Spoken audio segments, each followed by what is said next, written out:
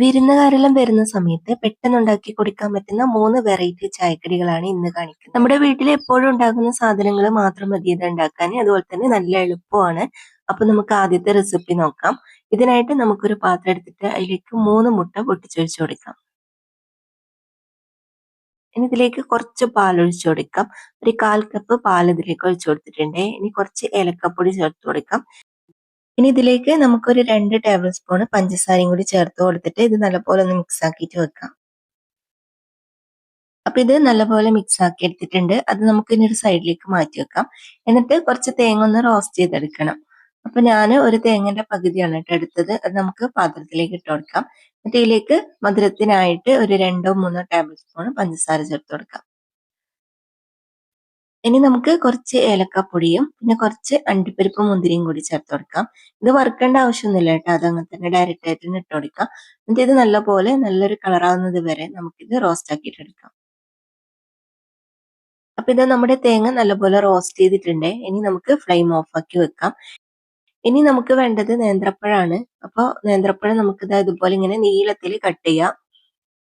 ഒരു പഴം ഞാൻ 4 ആയിട്ടാണ് കേട്ടോ കട്ട് ചെയ്യുന്നത്. അപ്പൊ ഇതുപോലെ ഇങ്ങനെ നീളത്തിൽ കട്ട് ചെയ്തതിന് ശേഷം നമുക്ക് നെയ്യിൽ വാട്ടിയെടുക്കണം. നമ്മൾ സാധാരണ പഴം വാട്ടുന്നില്ലേ അതേപോലെ തന്നെയാണ് കേട്ടോ ചെയ്യേണ്ടത്.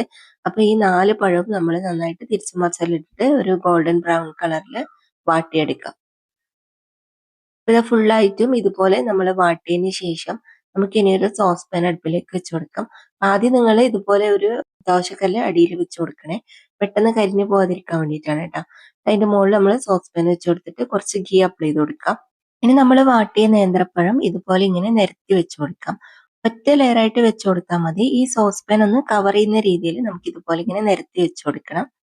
എന്നിട്ട് ഇതിന്റെ മുകളിലേക്ക് നമ്മൾ മുട്ടന്റെ ബാറ്റർ റെഡിയാക്കിയിട്ടില്ലേ അതിങ്ങനെ 1-2 സ്പൂൺ ഇതിന്റെ മുകളിലേക്ക് ഒഴിച്ചു കൊടുക്കാം. ഈ സമയത്തെല്ലാം ഫ്ലെയിം നന്നായിട്ട് കുറച്ച് വെക്കാൻ വേണ്ടിയിട്ട് നോക്കണേ.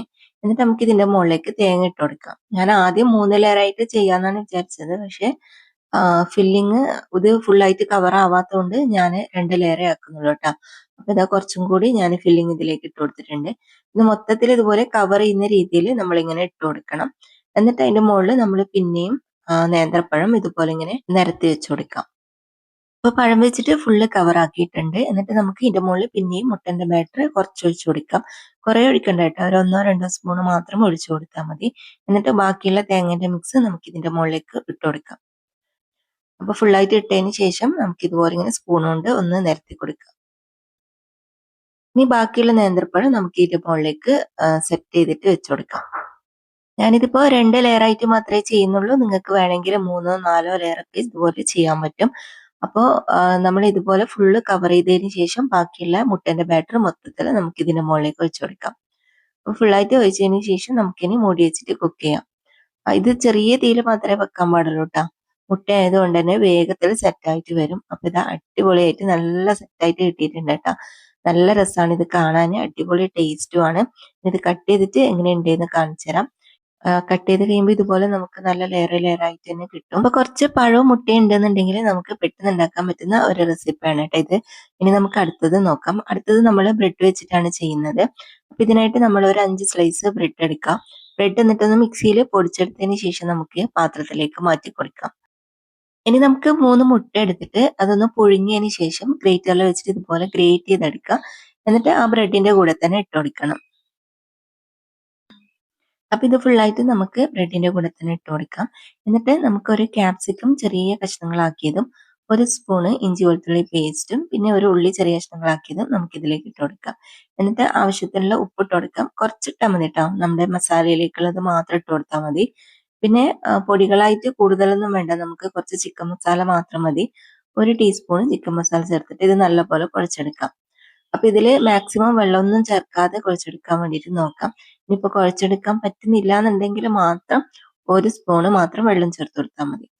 വെള്ളം ചേർക്കാണ്ട് തന്നെ ഇത് കുഴച്ചെടുക്കാൻ പറ്റും. ആ മുട്ടന്റെയും ഉള്ളിന്റെ എല്ലാം നനവില് നമ്മൾ കുഴച്ചെടുത്തതിന് ശേഷം ഇതുപോലെ കുറച്ച് കുറച്ചെടുത്തിട്ട് ഇങ്ങനെ ഉരുട്ടിയിട്ട് നമ്മൾ കട്ട്ലേറ്റിന്റെ ഷേപ്പിലാക്കി കൊടുക്കാം.